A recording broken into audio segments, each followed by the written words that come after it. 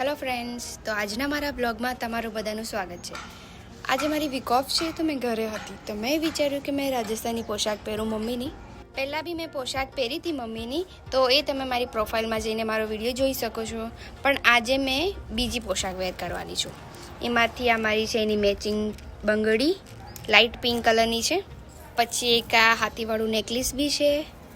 એના પછી આવશે આ રાજસ્થાની રખડી, એન્ડ પછી આ નથની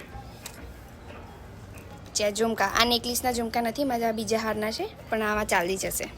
પછી રિંગ મારી ફેવરેટ.